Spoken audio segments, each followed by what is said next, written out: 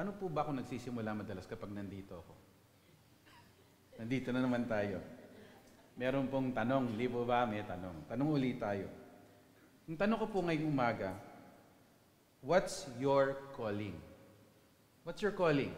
Ano po ba yung panawagan nyo sa buhay?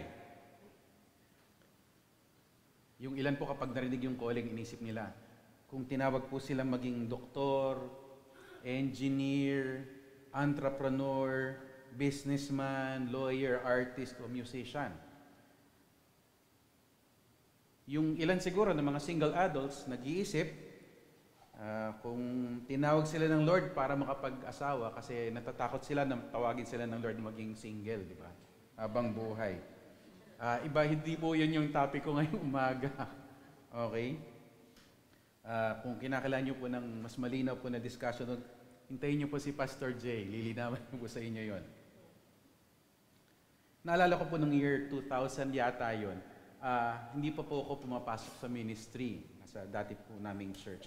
At tinanong ko yung kakilala ko, sa palagay mo, ano yung calling ko? Sabi niya sa akin, Kuya, calling niyo po maging pastor. Ganun po ba yun? Ganun po ba yung calling? No. Posible po na meron po tayong kagustuhan. Minsan, meron pong kagustuhan yung magulang natin. Hindi po ako nagpaparinig, ganun. In-acknowledge ko lang po na meron ganun. Minsan, hindi po yung tayo may panawagan. Parang sila may panawagan para sa atin, di ba? Parang may iba yung plano. Anak, dapat ganito ka kasi ganito ako o ano man. Yung ilan naman po, merong opinion ng ibang tao. Alam mo, magaling ka dito, siguro ito talaga dapat mong gawin sa buhay. Kung meron pong pagpapahalaga sa gustuhan natin, yung gusto ng ibang tao para sa atin, yung opinion ng ibang tao, halimbawa, yung ilan na ginagawa nila, nung high school pa lang po, hindi ko alam kung ilan sa inyo naalala nyo na meron po kayong aptitude test para malaman kung para saan kayo. Ano yung possible career path nyo, saan kayo dapat mag-aral, ano yung dapat nyo kunin na course. Hindi po ganun yung tinutukoy ko ngayon. There may be some value in thinking about yung ano po yung interest natin, ano yung training natin, ano yung experience natin, ano yung opinion ng ibang tao sa atin, ano yung evaluation sa atin naging mga teachers, professors natin, o yung mga kilala natin, mahal natin sa buhay. Pero bilang mga mananampalataya, napaka-importante po para sa atin ang kilalanin, ang katuruan ng Diyos sa banal na kasulatan tungkol sa ating panawagan. What is our calling? What is our calling in Christ? Lalong-lalo na kung may kinalaman ito sa ating panawagan bilang mga mananampalataya as Christians. Yung pagkatawag sa atin bilang mga miyembro ng iglesia as church members. Ano po ba ang nakasaad sa Biblia patungkol sa ating panawagan? So I invite you this morning to turn with me to Ephesians chapter 4, verse 1 to verse 6. Ephesians chapter 4, verse 1 to verse 6. I'm reading from the English Standard Version. Paul wrote, I therefore, a prisoner for the Lord, urge you to walk in a manner worthy of the calling to which you have been called, with all humility and gentleness, with patience, bearing with one another in love, eager to maintain the unity of the Spirit in the bond of peace.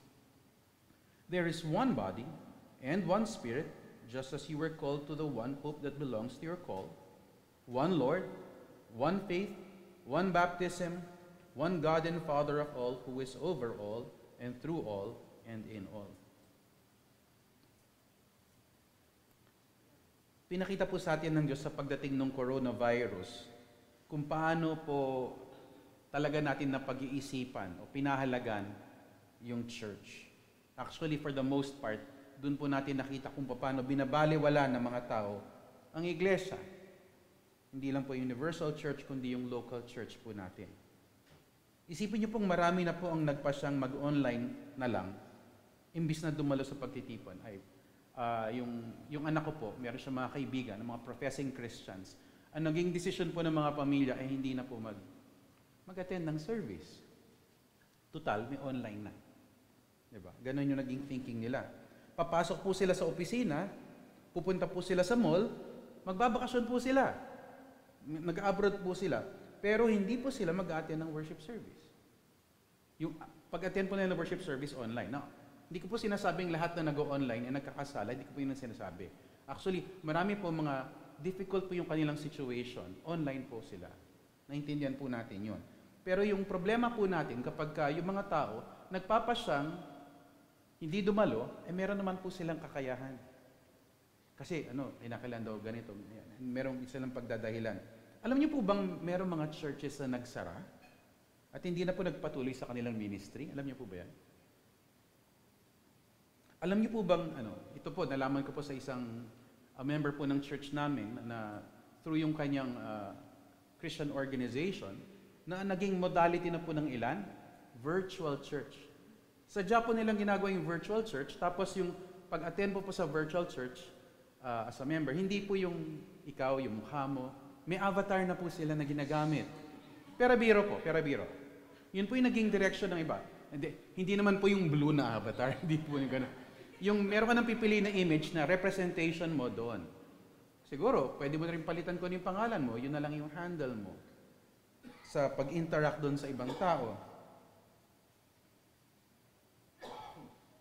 Natutuwa po siguro ang marami dahil hindi na nila kailangan bumiyahe.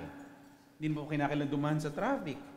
Hindi na po kinakailangan maghanap ng paparkingan, di ba? But it's very sad kapag hindi po natin nakikita kung gaano kahalaga, gaano kaimportante po yung, hindi na po universal church, kundi yung local church. Lalo na po sa puso ng ating Panginoon. Ang nangyari po sa marami, kahit yung mga professing Christians, hindi na po nila inaalam ang disenyo ng Panginoong Hesukristo para sa kanyang iglesia at para sa lokal na iglesia. So for example, halimbawa, ano bang tingin natin halimbawa dito sa ginagawa natin tuwing linggo? Para sa kanila? Pwede ba na lang gawin? Naalala ko po na meron yung time na isang kaibigan ko na nag-ministeryo sa ibang church, sabi po ng maraming mga members ng church, leadership ng church, alam niyo dapat kapag Sunday, worship lang tayo. Walang pong problema doon, di ba? Worship po tayo. Pero ang ibig sabihin po ng mga taong yun na medyo maingay, kakantahan na lang tuloy-tuloy. Tapos yung pangaral po daw ng salita, maikli lang yun kasi alam na natin yan, kinakailangan natin i-worship lang ang Panginoon. Hindi po na naintindihan na yung pakikinig sa salita ng Diyos ay pagsamba. Kasi gaya ng shinare ko po dati dito, ano po ba yung mas mahalaga? Kasi isipin po natin kung sino po tayo at sino ang Diyos. Kung Diyos ba yung hari natin, Panginoon po natin, ano po ba yung mas mahalaga? Yung sasabihin natin sa Kanya, yung sasabihin niya sa atin. Diba? Para sa kanila, mas mahalaga hindi. Kumanta tayo, umawi tayo, tapos yun na lang, tapos ingay na lang, pero yung pakikinig sa Kanyang salita, binabaliwala nila. Di man lang po nila sinuri ang katuruan ng Biblia patungkol sa kanilang tungkulin at panawagan bilang mga miyembro ng iglesia, bilang iglesia. Hindi rin po nila nakita kung gaano kaimportante pag-aralan kung ano ang church at para saan ba ang church. Alam nyo, dapat po nating maunawa ng koneksyon ng ating pagkaunawa sa Ebanghelyo, our understanding of the gospel, at yung pag-anip po natin sa iglesia, becoming a member of a local church. Do you know how vital that connection is? Meron pong panahon noon, nakaraang taon, na focus po ng ating mga conferences yung gospel. Yung gospel, ano ba yung gospel? Napakabuti po nun. Malinaw po yung gospel. Pero kung isipin nyo po, yung next step po nun, kapag naintindihan natin yung gospel, makita natin kung paano naipapamuhay yung gospel sa buhay po ng local church. Hindi po dapat nahihiwalay yung mga bagay nun. Akala kasi na iba, hindi, tinanggap ko na si Christ, tinanggap ko na si Jesus, yun na yun. Yung church, parang, sige, kung gusto ng mga tao, okay lang yun. Hindi na nakita kung gaano ka-importante yung link na yun. Kasi hindi po nila nasuri yung salita ng Diyos.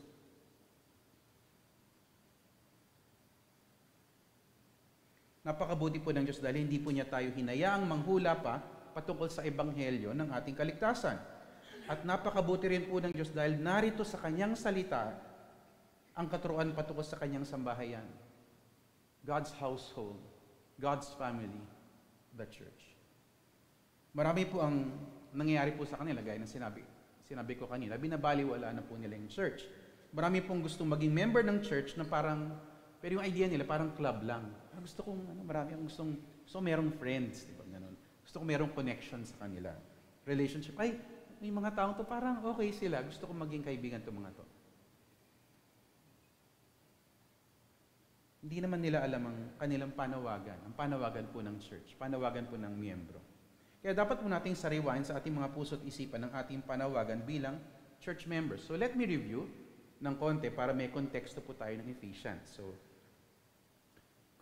kung gusto niyo pong sundin, na Ephesians chapter 1, verse 3 to 14, ang ginawa po dito ni Pablo, pinapurihan po niya ang Diyos dahil sa dakilang plano po ng Diyos. Kasi ang plano po ng Diyos mula pa po sa walang pasimula ay ibuo ang iglesia ng ating Panginoong Hesukristo. Ganito po niya pinapakita yung kanyang kalwalatian. Tapos sa Ephesians 1:15 to 23, ano po yung resulta nun? Ano yung response nun ni Pablo? Pinanalangin po ni Pablo ang mga kaanib ng iglesia na maunawaan nila ang plano ng Diyos, ang kapangyarihan ng Diyos, ang pagkilos po ng Diyos. In Ephesians 2:1 to 10, alam na alam po natin to, nandito po yung pagpapaliwanag ni Pablo ng ating kaligtasan ay tanging sa biyaya lamang ng Diyos. Pero pansinin nyo rin po yung paggagamit sa Ephesians 2:1 to 10, ang ginagamit po ni Pablo, yung konting nakakapansin po ng nag-observe po sa Bible study, pansinin po natin ang ginamit po niya para i-describe yung pagkilos ng Diyos sa mga tao is we using plural pronouns. Diba? We, us, we. Para ma-identify po yung mga iniligtas ng Panginoon. Ang sabi ng iba, ay, hindi, gano'n naman talaga kasi marami po mong liniligtas ng Panginoon. Pero hindi po yun yung diwa ng paggagamit ni Pablo. Ginamit po niya yung plural pronouns, us, we, are, to point out the fact na mula sa chapter 1 pa lang, ang tinutukoy, ina-address po niya doon, ay yung samahan ng lahat ng mananampalataya.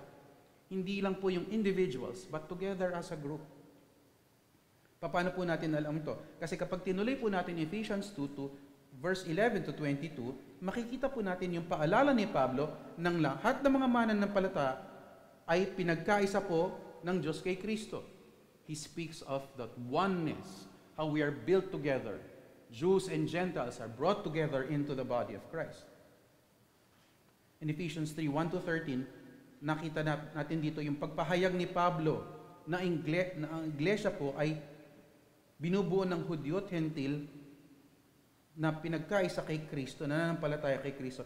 At ito po yung tinatawag na hiwaga ni Kristo. This is the mystery of Christ. Mahalaga po yan na maintindihan natin kasi alam niyo po, malinaw po dito sa pagkasulat po ni Pablo ng kanyang yung Ephesians na meron pong panahon na hindi po alam ng mga tao po ano yung church.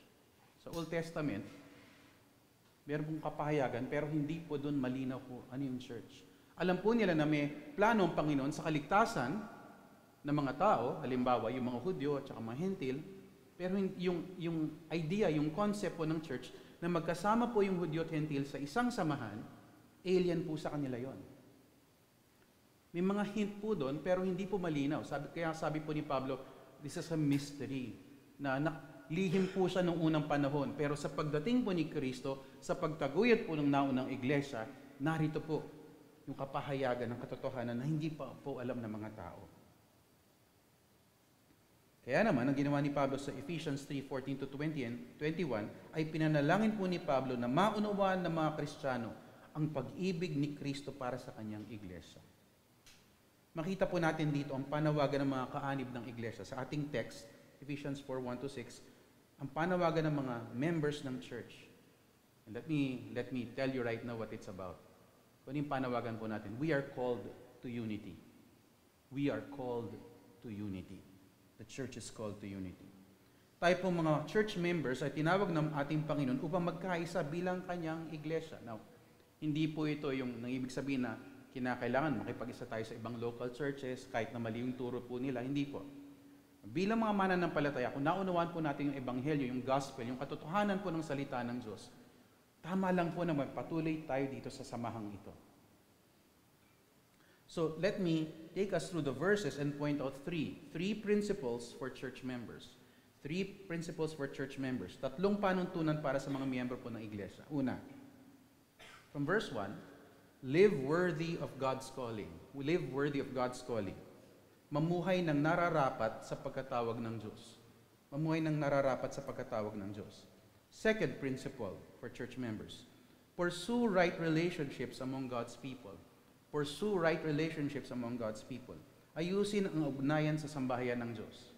Ayusin ang ugnayan sa sambahayan ng Diyos. And third principle, recognize our unity as God's work. Recognize our unity as God's work.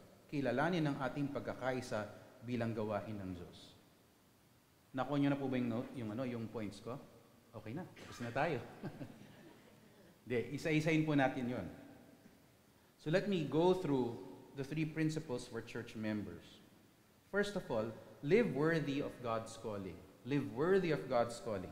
Mamuhay ng nararapat sa pagkatawag ng Diyos.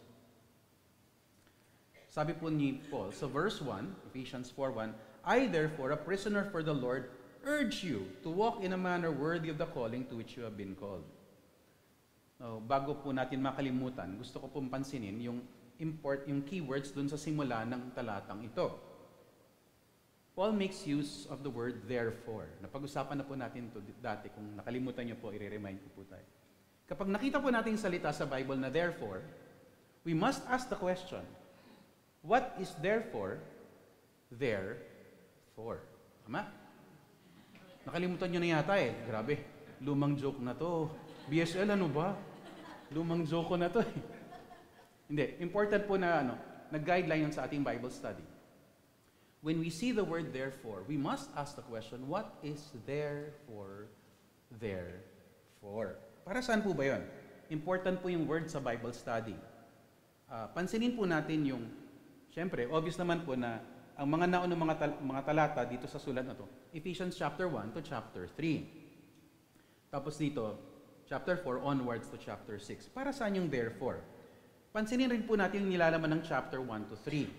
Yun yung doktrina patungkol sa pagkakilanlan ng mananampalataya. Pagkakilanlan po ng iglesia dahil siya ay na kay Kristo.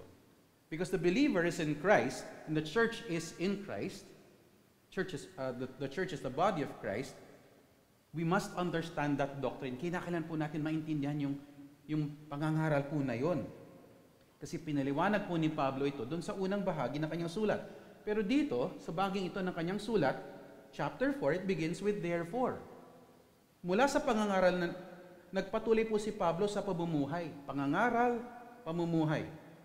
So, for some, yung medyo nakakaintindi nung difference doon, kinakailangan po natin maintindihan, yung unang bahagi is indicative. He states facts about believers, about the church. Linalatag po niya doon, ito yung kung sino tayo sa Panginoon. Ito yung church dahil siya ay nasa Panginoon. Ang ginagawa po niya dito, mula sa chapter 4, verse 1 onwards, yung second half of the letter, pinapakita po niya kung ano yung imperative. Ano yung dapat nating gawin ayon sa kautusan na binigay, sa katuruan na binigay po niya sa chapter 1 to 3.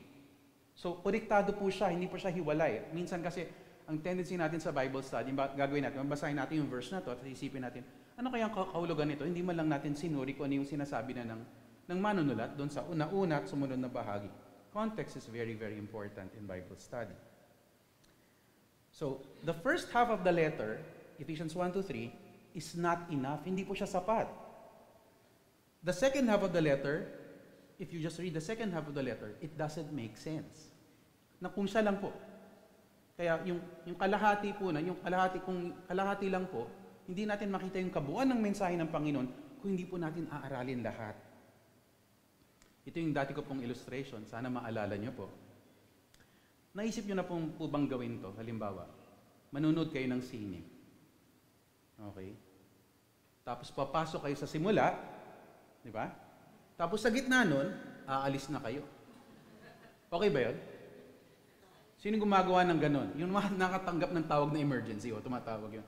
Pero isipin nyo na gitna ng sine, sabihin ng tao, hindi yung pangit yung palabas, hindi yung, ang ganda nito, ang ganda nito, ang ganda nito, tapos alam mo kalahati na. Kalahati na to, sige alis na ako. Okay na yon, ang ganda na. Tama ba yun? O ganito, halimbawa, meron ba ganito, nagpaplano talaga, napapasok, oras na, yan, nagsimula na yung sine. Ganito, kung 2 hours yung sine, okay, 1 hour tapos na, papasok na ako ngayon. Ano po ba ibig sabihin nun?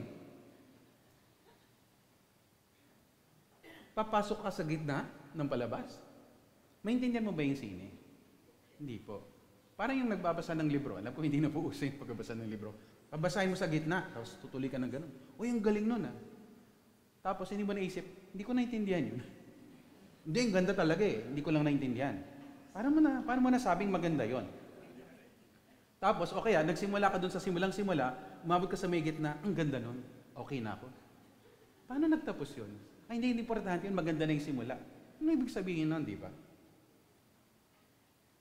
Kailangan po natin maunawaan yung praktikal na pagsasagawa o pamumuhay ayon sa pangangaral po na nauna. We need to know the doctrine as the foundation of our duty. Yun po ayaw ng mga maraming nagsasabing mananampalataya sila. Ayaw nila ng kautusan. Alam niyo po ba yun? Mga na-encounter po akong gano'n Kapag ang gusto nila pag-usapan lang, halimbawa yung first part, Ephesians chapter 1, ganda ng grace ng Lord, ganda ng glory ng Lord, ganda ng ginagawa niya, ito pala yung plano niya, gano'n. Pero pag-usapan na natin yung kautusan na nandun sa chapter 4, chapter 5, chapter 6, ay pastor, ayaw namin yan. Ba't may mga utos? Di ba? Siyempre, sa ating pagkamakasalanan, ayaw po natin ng utos. Ayaw po natin at pinapangaralan tayo kung anong dapat nating gawin. Pero importante po siya sa salita ng Diyos. Ang ginagawa po ng marami, binagawa nilang basehan ng doktrina, yung unang bahagi, yung ikalawang bahagi, ayaw na po nila. Hindi, grace lang tayo. Ay, kailan nangyari yun? Grace teaches us how we're supposed to live. Titus 2:11-14. Okay, bago tumagal doon. Sabi po ni Pablo dito sa verse 1, I, a prisoner for the Lord. Now, minsan, mangyari natin, tutuloy-tuloy na lang natin, tignan na lang natin yung sinasabi niya. Pero mahalaga po yung introduction na yon. Naisip niyo po ba kung bakit sinimulan ni Pablo ang bahaging ito ng kanyang sulat patungkol sa kanyang pagkabilanggo? Nandito ko na sa gina, tapos babanggitin mo yung pagkabilanggo mo. Bakit ganon? Prisoner for the Lord. Sinasabi po niya dito na yung kanyang pagkabilanggo ay hindi lang basta pagkabilanggo, hindi yung nahuli siyang magnanakaw, meron siyang pinatay, hindi po ganon. Malinaw po sa kanila, lalo sa lahat ng mga Kristiyano ng panahon na yun, na wala pong kasalanan ang Apostol Pablo. He had no sin. He had no sin which should have been reason for him to be imprisoned. Siyempre, nagkasala naman po si Pablo, pero hindi po yung crime. Wala po siyang crime. He's not guilty of a crime. Pero bilanggo po siya. Bakit po? Dahil sa kanyang ministeryo para sa Ebanghelyo, sa kanyang pagpapahayag ng Ebanghelyo. Yung Ephesians po, gaya ng Colossians, Philippians, these are called prison epistles. Ibig sabihin po nun, sinulat po ito ni Pablo nung panahon na siya'y nakabilanggo. Malamang po yung itong portion na to, naka-house arrest po siya. Pero prisoner pa rin po siya. Pero pansinin po natin yung commitment ng Apostol Pablo. Ibinigay po ni Pablo ang kanyang sarili, yung kanyang lakas, yung kanyang panahon, yung kanyang puso't isipan sa gawain po ng Panginoon. Para po sa church. Para po sa churches. Kaya po niya sinusulat to. This is part of his ministry. This is his ministry. To write to the churches about what it means to be the church and how the members should live as members of the church. Binigay na po niya yung buhay niya para sa iglesia. There is a hymn, hindi ko pa, siguro yung ilan sa inyo nakakaalam, at malamang inaawit nyo rin po ito. Gusto ko po yung lyrics niya kasi paalala po siya para sa akin kung gaano ka-importante po ang iglesia. I love thy kingdom, Lord, the place of thine abode. The church, our blessed Redeemer, saved with His own precious blood. Nandun po yung pagpapahalaga natin dapat sa iglesia ng Panginoon dahil Christ died for His church. The next verse goes, I love thy church, O God. Her walls before thee stand, dear as the apple of thine eye, engraven on thy hand. Hindi po niya tinutukoy yung physical building. Hindi po.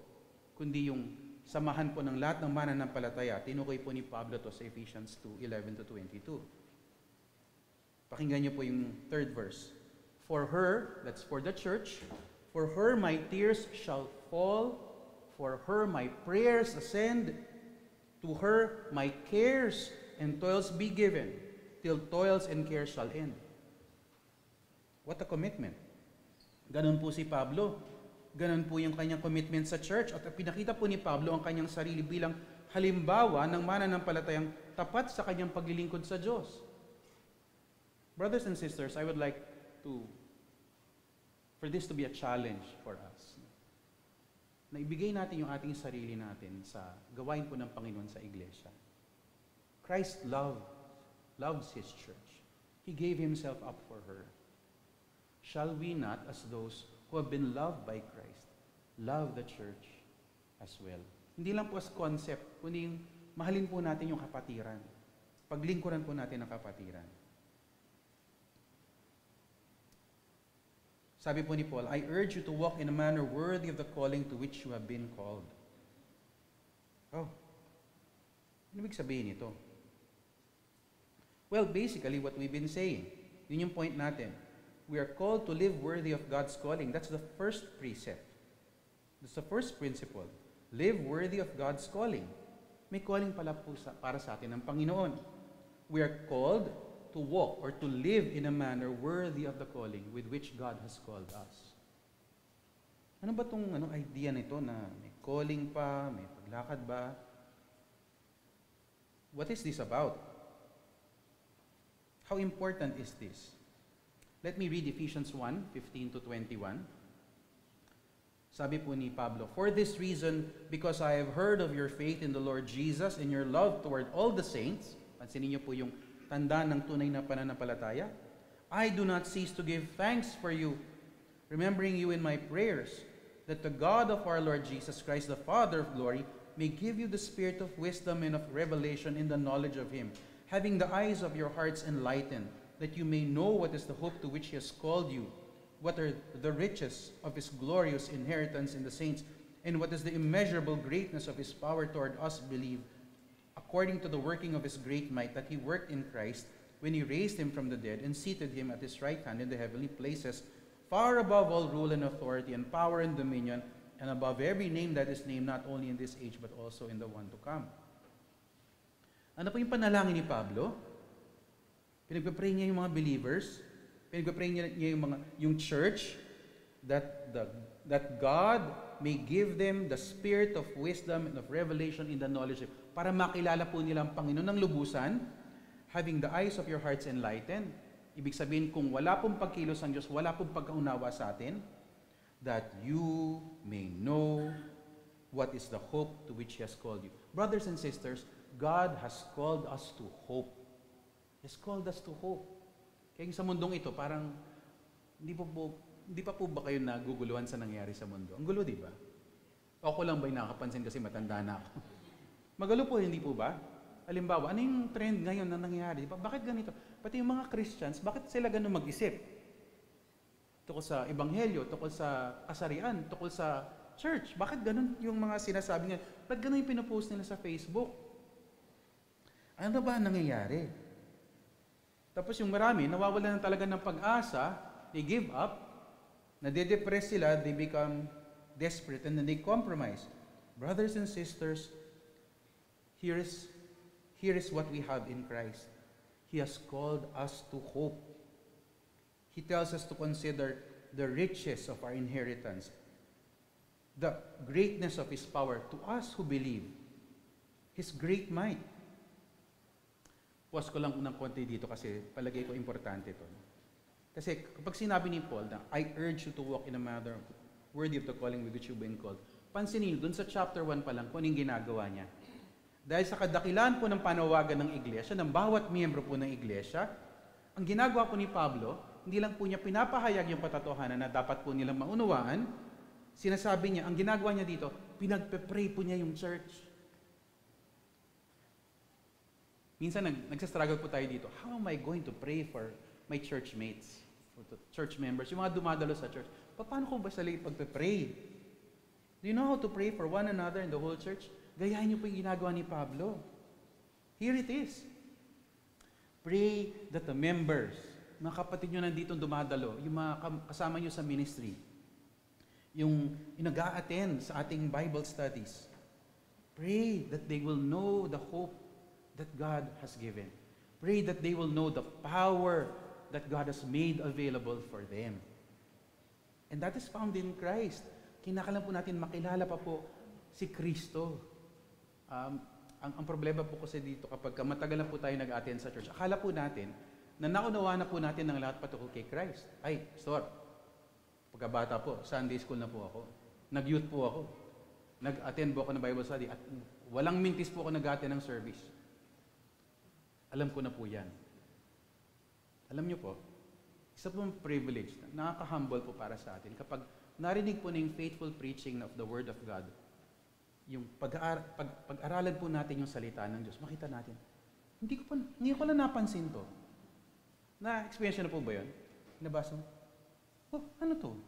Ba't ganito to? Hindi ko lang napansin yung phrase na to, yung word na to. Ano kayo ibig sabihin? Tapos ang ginawa mo, in-investigate mo. Nag-research ka, tinignan mo yung study Bible, hanap ka ng yung ano, uy, grabe, ang ganda pala nito. Ang ganda pala nito. Tapos hindi natin alam yun noon. Tapos yung naunawa natin noon, lumalalim po siya. Oh, how we need to do that for one another. We need to pray for ourselves, pray for one another, pray for the whole church. That because we have been called to hope, we have been called to understand God's power. We have to do that. Now, ano ba tong walk in a manner worthy of the calling? Ano ba to? Tignan po natin Ephesians 2:1-10. Alam na po natin to. Abisado na po natin to. Hindi po ba? Ano po ba yung kalagayan natin noon? We were dead in trespasses and sins, sabi ni Paul sa verse 2, in which you once walked. Ganun po tayo dati. Dahil biyag po tayo ng kasalanan at kasamaan. Hindi po ba? Pero sabi po niya, para sa mga mananampalataya, para sa mga believers, para sa mga Christians, this is the way that you once walked. Dati po yun. Noon po yun. At nakalungkot po kasi yung sitwasyon natin, yung noon, yung kalagayan po natin sa ilalim ng kasalanan. We were following the course of this world, following the prince of the power of the air, the spirit that is now at work in the sons of disobedience, among whom we all once lived, so dati uli, in the passions of our flesh, carrying out the desires of the body and the mind, and were by nature children of wrath like the rest of mankind. Ganun po yung kalagayan po natin. Kahabag-habag nga po yung ating kalagayan sa ilalim ng kasalanan. Pero ang kagandahan po nito is nandun sa verse 4, where Paul turns by saying, but God. Yung mga nakabasa na po ng sinulat ni Martin Lloyd-Jones. Alam niyo po kung gaano ka-importante po yung but God. Kasi wala po tayong kakayahan na baguhin yung ating kalagayan, ating kasalanan, kasi wala naman po tayong tunay na likas na pagnanasang baguhin yung ating buhay at sumunod po sa Panginoon. Pero nandito po ang pagpasok ng magandang balita, yung pagkilos po ng Diyos, but God. This is what changes everything. And what does it tell us about the character of God? He is rich in mercy. He has great love for us. Right? What does He want to do? He wants to put on display the immeasurable riches of His grace in kindness towards us in Christ. Ganun yun, no? His kindness, His grace, His mercy, His love. Dahil po sa Diyos, dahil sa pagka-Diyos po ng Diyos, kumilos po siya para tayo pong makinabang. Wala naman po tayong maaaring gawin. Lahat po ay sa Kanya. And we are reminded that it is by grace that we have been saved through faith.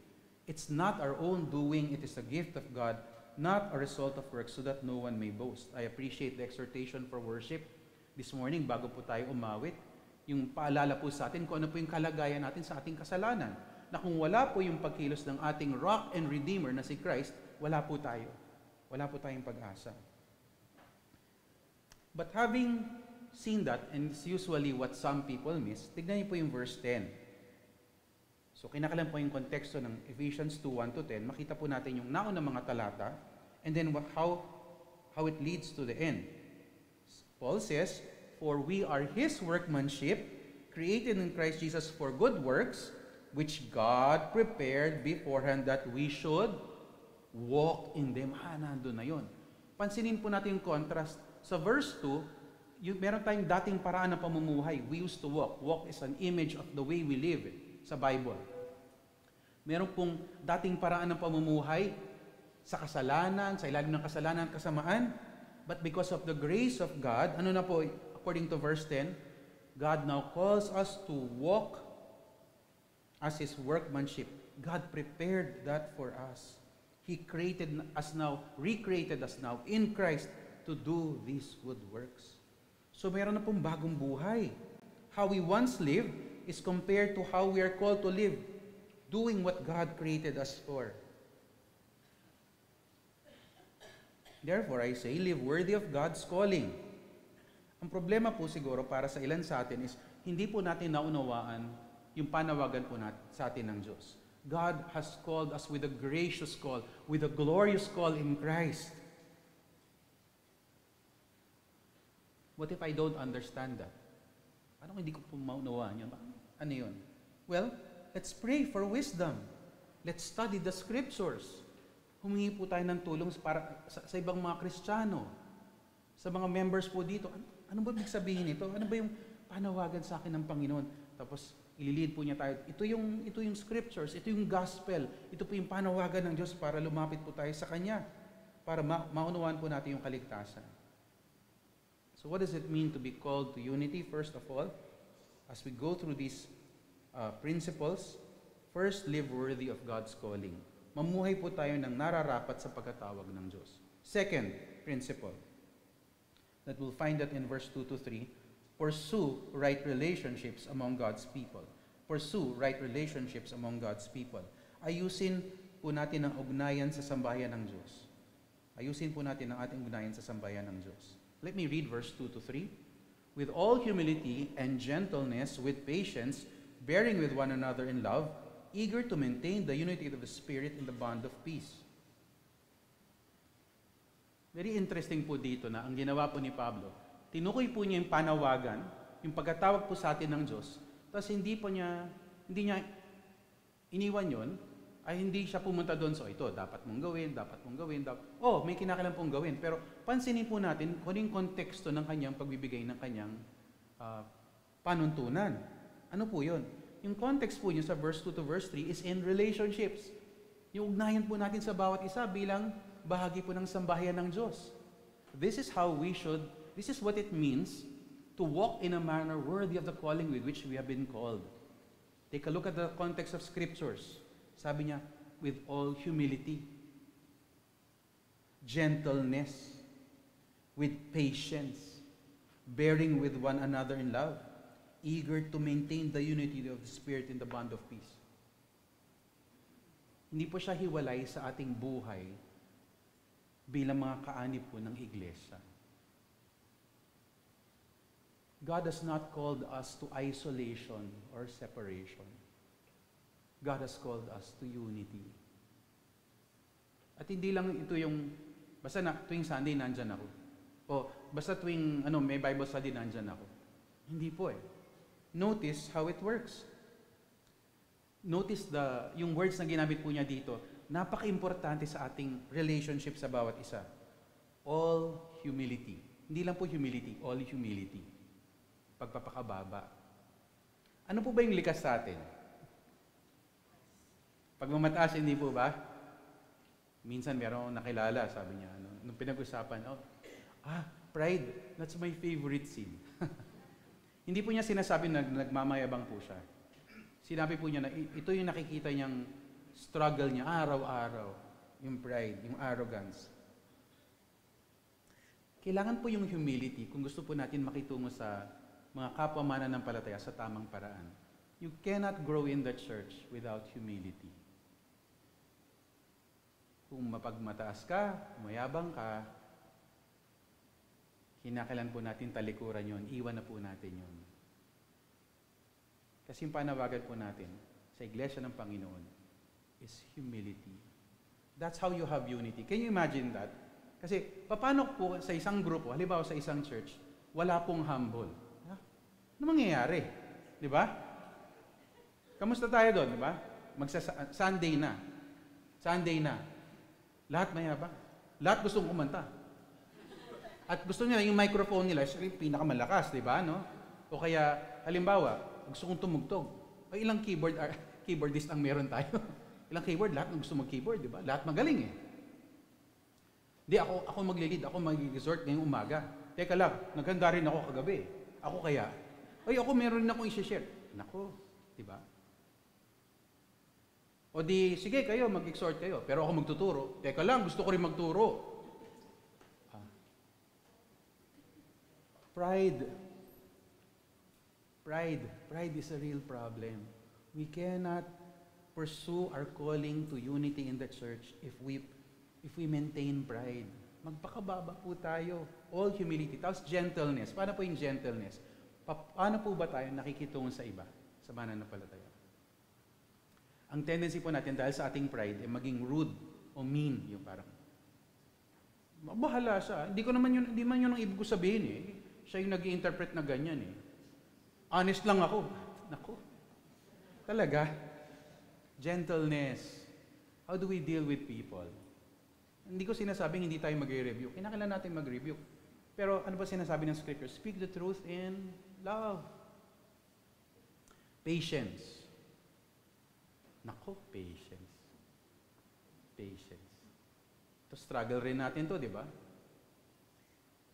Kasi, nagmamadali tayo. Halimbawa, isipin lang, yung pang-araw-araw. Gusto natin makapunod doon sa isang lugar, gusto natin maaga tayo, ayaw natin malate, o kaya kung namali tayo ng konti, naku, mainit na yung ulo, nagmamaneho. O kung nakasakay ka, sesermonan mo yung driver. Di ba, no? O kahit na hindi mo sinisermonan, sa utak mo sinisermonan mo, di ba?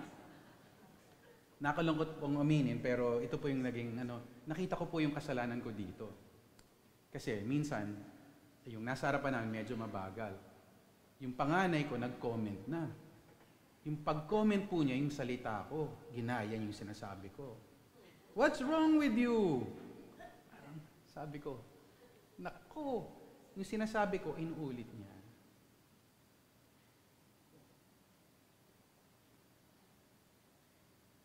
Ganun po yung panawagan sa atin ng Panginoon. Patience. How can we relate to one another without patience? We need to be patient. Yung participle po dito na sumunod, still in verse 2 is, bearing with one another in love. Nako. Magaling po ba tayo? Kamusta po ba tayo dito? Bearing with one another in love. How are we with that? Pastor, love na lang po, huwag yung bearing with another. Pwede bang ganon? Love ko naman po siya, pero ayoko siya makasama. Pwede bang doon lang siya sa kabilang side nung worship hall natin, doon na lang siya. Bearing with one another, ayoko po siyang, ano man yun. Love. Love. 1 Corinthians chapter 13. Alam po natin yun, di ba? Love. Yung love chapter. Alam niyo po ba kung gaano ka-importante yung love chapter? Yung konteksto po ng 1 Corinthians 13. Saan po nakalagay yung love is patient, love is kind. Kabisado po natin yun. Usually, binabasa rin po ito sa mga wedding, di ba? Ano yung konteksto po niya?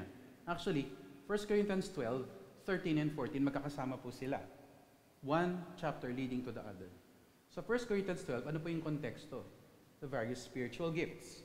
Kung paano po natin dapat ginagamit yung iba't ibang gifts. To recognize na iba-iba po yung gifts natin, yung kakayahan natin, yung kaloob po sa atin ng Panginoon, at kinakailangan po natin gamitin yan sa pag-ministeryo sa bawat isa. And then to introduce the chapter 13, that I will show you a more excellent way. Sabi ni Paul. Anong way na yun? Love. Sabi niya, pwede kasi maraming gifts, maraming kang kakayahan, di ba? Pero kung wala kang love, ano ka? Ano ka sa church? Ano ka sa ministry? Kung wala kang love. Yun ang point niya eh.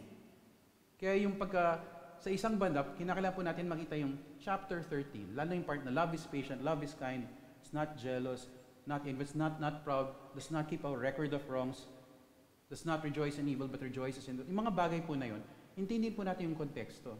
It is actually a rebuke to the Corinthian church. Rebuke po siya. Pinapakita ni Pablo, dapat ganito tayo. What is the church without love? What is a church without love? Tapos sabi po niya sa verse 3, eager to maintain the unity of the Spirit in the bond of peace. Ito po ba yung goal natin, yung desire natin? I want to be used by God to maintain the unity of the Spirit of the church. I want to be at peace with others. At yung peace po, hindi yung, basta ayoko makipag-away. Hindi po yung ganun, akala natin ganun lang. Kasi yung way kung gusto natin yung walang away, wala na lang po tayo kakausapin. Di ba? Ganun po yan, di po ba? Kaya po tayo nagkakaroon ng mga alitan, yung mga di pagkakaintindihan. Kasi nagko-communicate po tayo. Akala nung iba, ang solusyon nun, hindi na lang ako makipagkilala sa mga members ng church. Dito na lang ako, para at least at peace. Hindi po. Pansinin niyo po, bond of peace. It is what brings us together.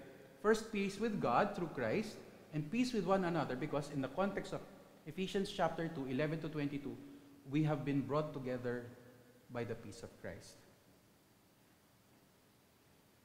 Relationships. Pursue right relationships among God's people.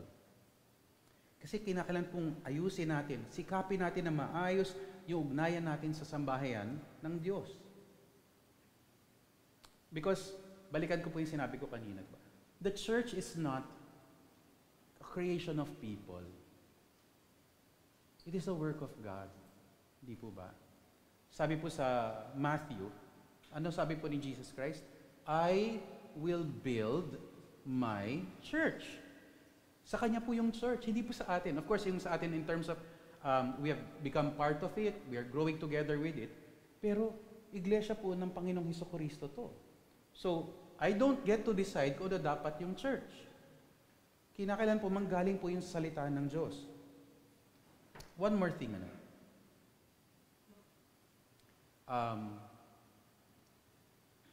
isipin po natin ng ganito. Kailangan ba ako ng church?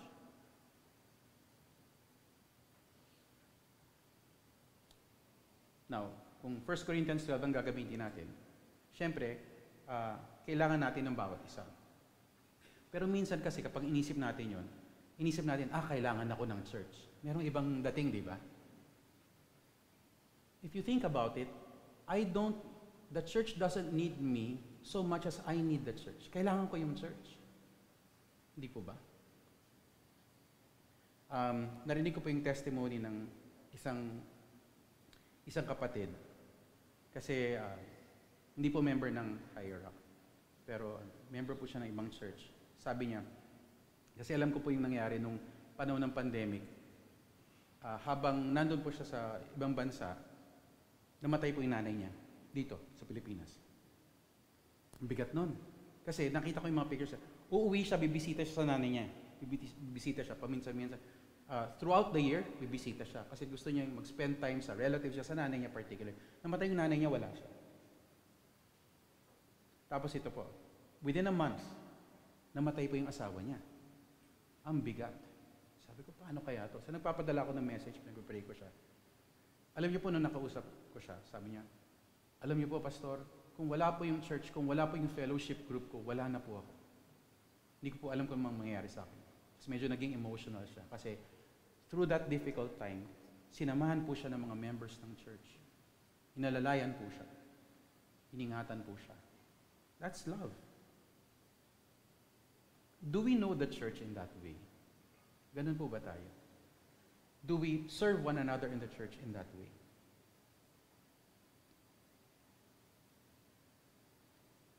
Basahin ko yung sandali. Medyo mahaba siya.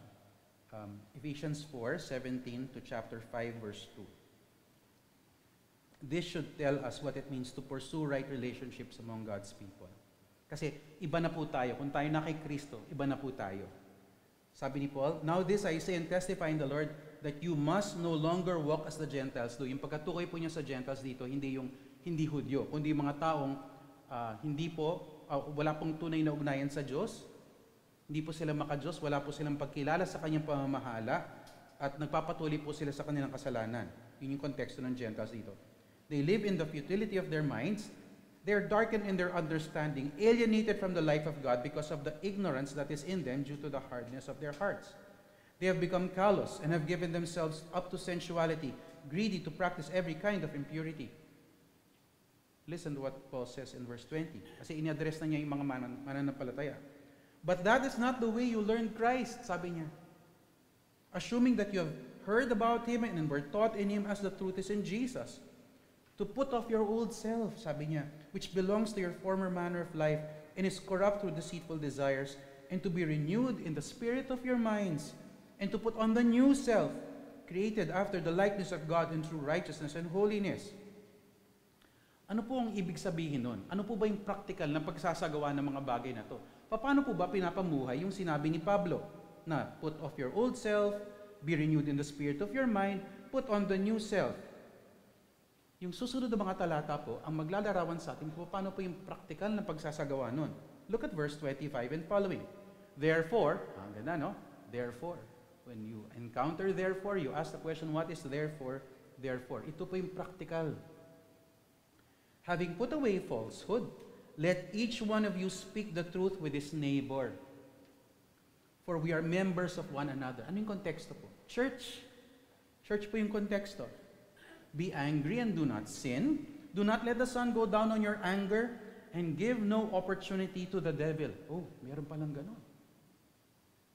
Let the thief no longer steal, but rather let him labor, doing honest work with his own hands, so that he may have something to share with anyone in need. Church pa ulit. Yun pa rin po sa context ng church. Let no corrupting talk come out of your mouths, but only such as is good for building up, as fits the occasion, that it may give grace to those who hear. Do not grieve the Holy Spirit of God, by whom you were sealed for the day of redemption. Let all bitterness and wrath and anger and clamor and slander be put away from you, along with all malice. Listen to the next part, verse 32. Be kind to one another, tender-hearted, forgiving one another as God in Christ forgave you. Napansin niyo po ba yung diwa ng Ebanghelyo, yung gospel nandun? Yung root po ng ating relationship sa bawat isa is the gospel of Christ. God in Christ forgave us. God was patient with us, kind-hearted toward us. So now we live with the same attitude towards other believers. That's why I say, pursue right relationships among God's people. Sabi niya, chapter 5, verse 1 to 2, therefore be imitators of God as beloved children, and walk in love as Christ loved us and gave himself up for us, a fragrant offering and sacrifice to God. So the first principle for church members is to live worthy of God's calling. Mamuhay ng nararapat sa pagkatawag ng Diyos. The second principle for church members is this: pursue right relationships among God's people. Ayusin ang ugnayan sa sambahayan ng Diyos. Third principle, we find in verse 4 to 6. Recognize our unity as God's work. Recognize our unity as God's work. Kilalanin ang ating pagkakaisa bilang gawain ng Diyos. Basahin ko po yung verse 4 to 6. There is one body and one spirit, just as you were called to the one hope that belongs to your call. One Lord, one faith, one baptism, one God and Father of all, who is over all, and through all, and in all. Bakit po ba niya kinakailan ulit-ulitin yung one, one, one, one, one, one, one? Para ipakita po na bilang mga mananampalataya, ito po yung basehan ng ating pagkakaisa. Okay? Minsan po kasi inisip na iba, para maging united tayo, kinakailangan, I have to like you and you have to like me. Parang ganun ba, yung basehan. Kinakailangan okay ako sa'yo, kinakailangan shared interest tayo. Kaya yung ilang churches, ang ginagawa po nila, gusto nila ng interest group para sa iba't ibang klaseng interest ng mga tao. Para maakit yung marami, tapos doon sila magkakaisa. Pero wala pong pagkakaisa, gaya nito. Kinakailangan po makita natin ito yung bilang basehan. Our unity is not based on liking one another. Our unity is not based on, pareho yung school na pinanggalingan natin. Our unity is not in tipong, mahilig ako dyan, mahilig ako sa ganun. Pareho tayong yung kinahiligan ng mga interests. Or pareho tayo ng hindi ko alam. Pareho tayo ng buhok. Wag naman ganun, di ba? Parehong-pareho yung ating buhok. Gusto ko yung ganyang, okay yung pananamit ng mga tao dito, gusto ko yung pananamit nila. It's not based on those external things. Notice that what Paul presses onto the minds and hearts of the Ephesians is their unity, is that which is brought about by God Himself. Pansinin niyo po yung sa first part. Tinukoy po yung sa first part, yung one spirit. Okay? So, verse 4, one spirit. Sa verse 5, one Lord. Kapag ginagamit po yung Lord dito sa Ephesians, lagi pong rinirefer yun, yung Panginoong Jesus. So this is the Son.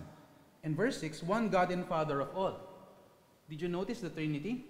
Right there, our unity as a church is based on the work of the Trinity in unity. Father, Son, and Spirit. So this is a divine unity. Pagkilos po nila yung ating pagkakaisa. And from that flows everything else also. God the Father, God the Son, God the Holy Spirit. God the Father from eternity past choosing yung ililigtas po niya. God the Son dying for those na ililigtas po niya. And the Spirit working in the lives of the people whom they will save. Tignan nyo nga yung verses na to. How many ties bind us together? Ilang one yan? Verse 4 to 6. Ilang one po yan?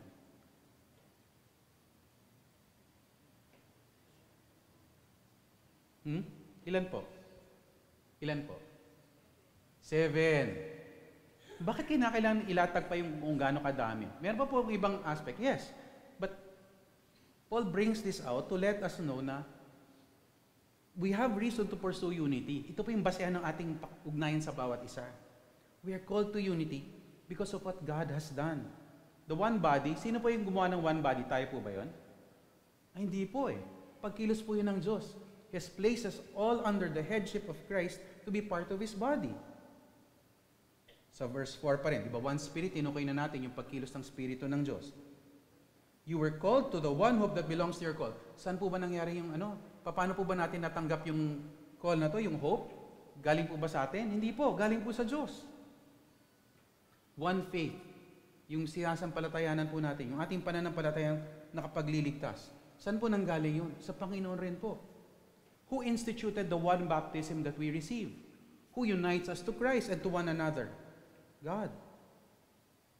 One God and Father of all, who is over all and through all and in all.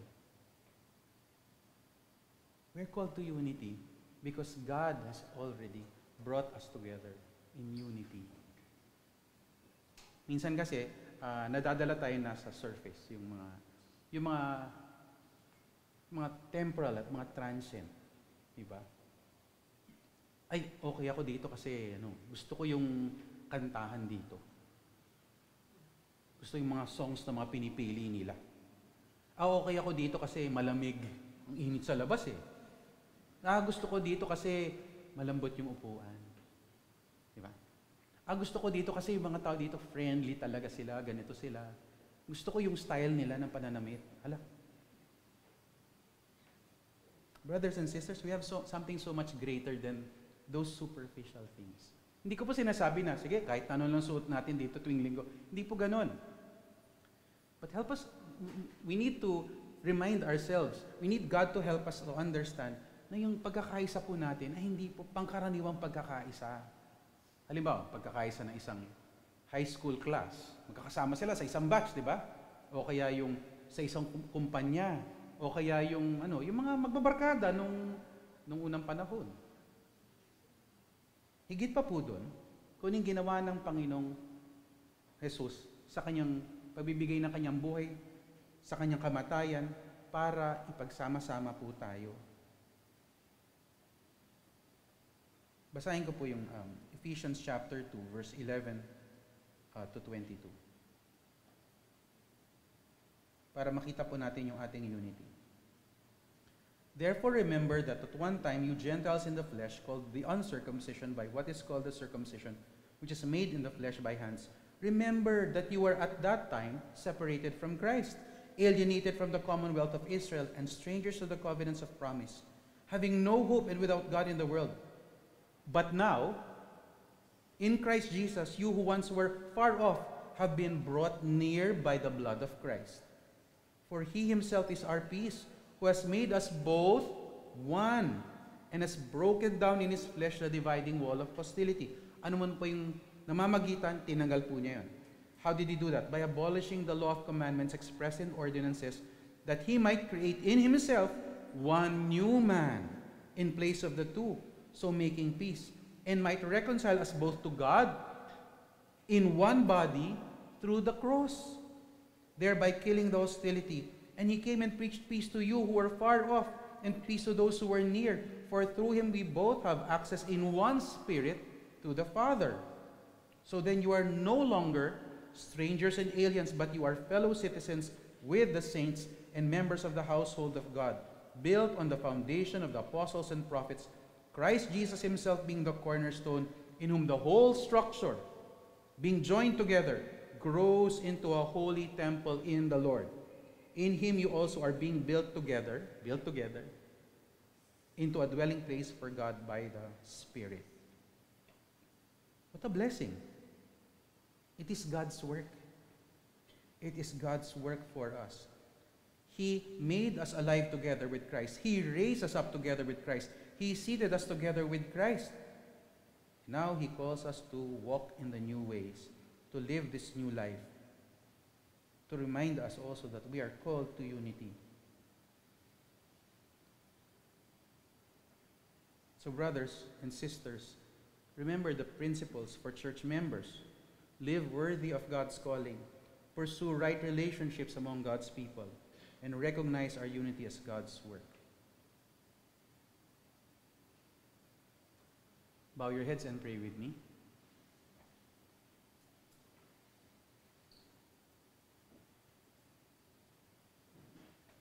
Blessed be the tie that binds our hearts in Christian love.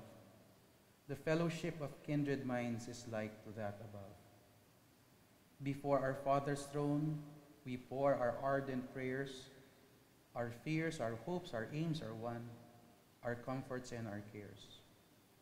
We share our mutual woes, our mutual burdens bear, and often for each other flows the sympathizing care.